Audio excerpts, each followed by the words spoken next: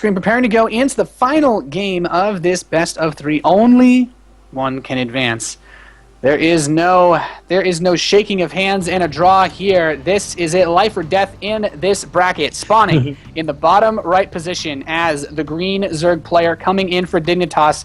Down 0-1, came back, tying things 1-1. Can he finish his second game in a row, win another ZVZ match, and move on in this qualifier? It is Tefel. And spawning in the top left position as our pink Zerg player coming out of nowhere to win game number 1. Game number 2 was close enough. He put on a lot of pressure, but he needs to work on his follow-up just a little bit more. Can he do that this game and move on himself? It is Userek. Yeah, and it looks like neither player is going to opt for anything shenanigansy here. They're both playing their standard build openers with the supply trick, the assimilator cancel out of user, and whereas Tefel just doing the same thing. So very similar openers right now, and we're going to have Tefel definitely go for a spawning pool, but maybe his opponent is going to favor the hatch first. Yeah, I mean, Userek has been favoring that for the majority of these maps, at least for the first 2 games. I honestly wouldn't be surprised if he went in again.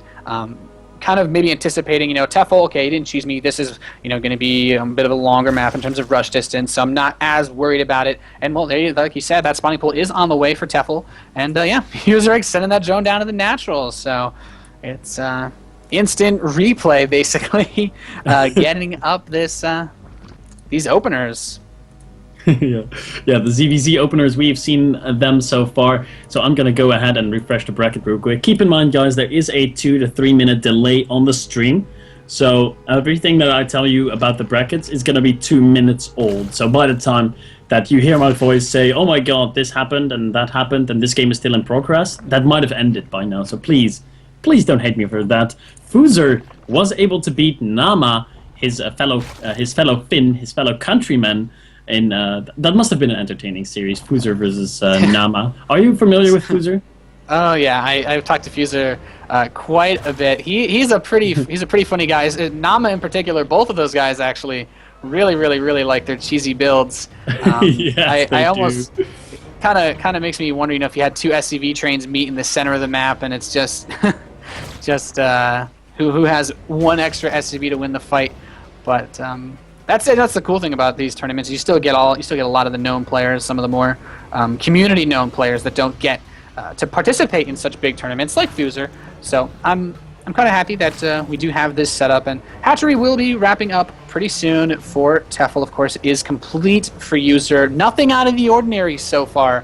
I almost feel like we might see maybe a bit more aggression from User again this game. It just feels like the rotation of builds for ZVZ has been either fast Mutalisk or pressure into Roach All-In. So one of those builds worked for User, and I gotta say, sometimes, even if it's a tiny bit predictable, you gotta stick to your guns and do what you do best when everything is on the line, especially being 1-1 in a single elimination qualifier like this one. Yeah. I just talked about that bracket, of course. So Fuser, whatever. Fuser. I'll call him Fuser. Go with the American/English way of saying that. But Fuser is in that next round, and he's gonna play against the winner of MC versus WAC, and they're playing right now. And we're doing this game, so we might be able to get MC versus Fuser. That would be, that would be good.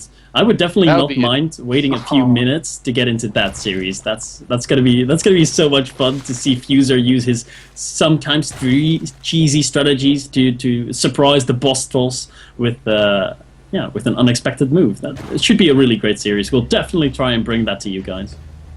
Yeah. Anyway, it looks like User has actually gone for a fast evolution chamber. This should be for +1 Carapace, and there it does start for him. Right. And this is going to be a Baneling timing, basically using this +1 armor. So if you guys don't know, Banelings 35 damage, Zerglings 35 health. +1 Carapace will let you survive 1 Baneling hit, and that can be a big difference maker in terms of shutting down these attacks, or as well as putting on your own aggression. So the Zerglings, though, going to run into the main base of Tefel for User, trying to pick off a drone or 2. The Zerglings handling him quite nicely. He's only able to get 1 drone, and he's going to be thwarted for now. no real tech yet, and Tefel, he's banking a little bit of money here. He doesn't actually have any tech buildings aside from that Baneling nest, and there is that lair now starting. And I guess we could see him throw some Zerglings, but the lair's going to start for User as well. This actually might be a defensive +1 Carapace. Huh? Yeah.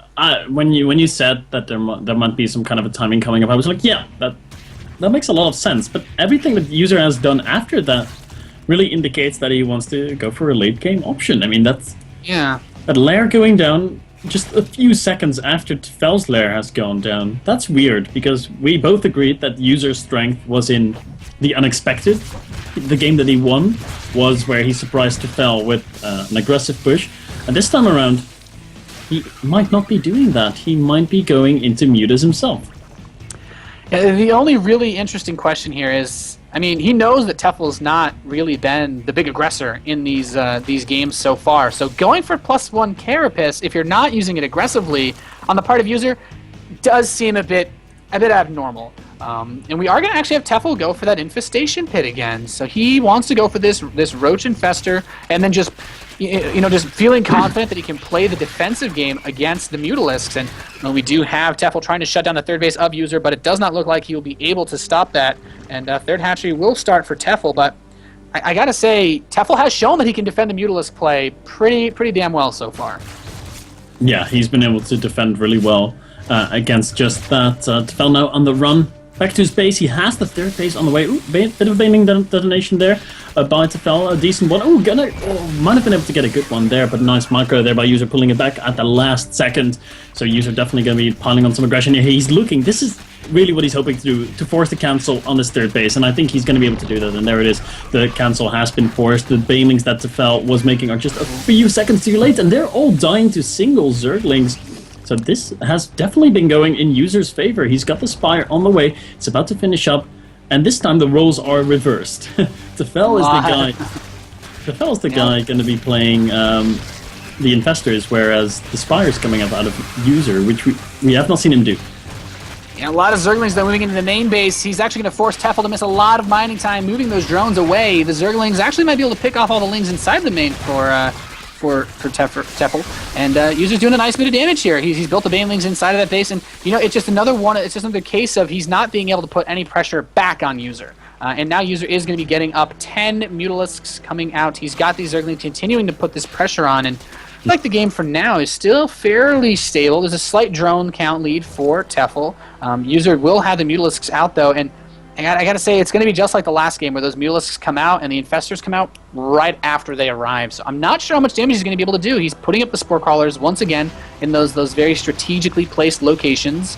But losing a couple queens is going to hurt him, though. He does not have any larvae running on his natural or his main hatchery, so he's going to be denied quite a bit of production by that run-by, which could end up hurting him in terms of getting his defense set up.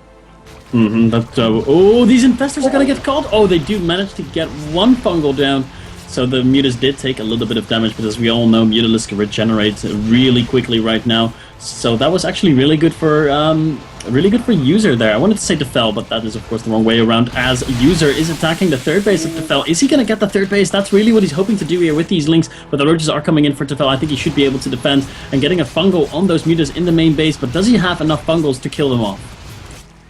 Yeah, oh man, more fungals on the Mutas, and then Name the Queen's doing so much damage, and User just putting on all this relentless aggression, trying to just shut him down, saying, I want you to know who I am, I want to take out Tefel, I deserve to be known in the scene, in this qualifier, making a name for myself, and he is running into the natural. More Zerglings streaming across the field. He's putting a little bit of drones behind this. He might be able to pick off another Infestor in the main base, is able to force the fungal out of it at the very least. The Roach count for Tefel, though, looking very strong. He is at a slight supply advantage, although, of course, Roaches take up quite a bit of supply, but the Zerglings are going to get on top of the Infestors once again. He cannot afford to just lose these units. The third base is now becoming saturated for User. He's putting out drones as he makes these units. 7 more Mutalisks on the way, but I feel like, even with these queens that he's killing, this is just such non-stop aggression from User. You can really tell how badly these guys want to win this match.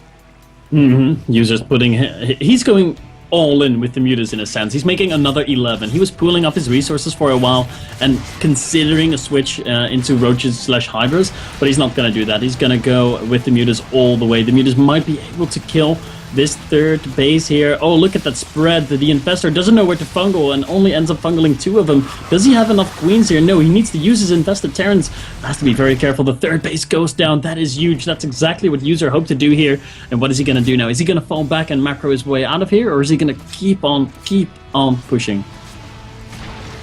You know, those Mutalisks just doing so much damage. And the problem is, even if he wanted to go for a big counter push, in Wings of Liberty, if this was just, he went for a big Roach push and killed the third base, this could trigger, a counter all-in and just deal mass Roach Infestor push. But the Infestors don't have enough energy to deal with the Mutalisks. He's lost so many of the Infestors already. And the other problem is these Mutas are so fast. As soon as he leaves his base, the Mutas are going to run right back in. And you know what? He doesn't even care. He's just going to run straight through, taking out this Spore Crawler, possibly the drones, and User may be able to secure himself an insurmountable advantage, killing off all these workers. There's not enough fungals to kill this off. Is he going to be able to do enough damage to secure himself a position in the next round of this qualifier? A bunch of Zerglings running in to intercept these drones, and it's the GG!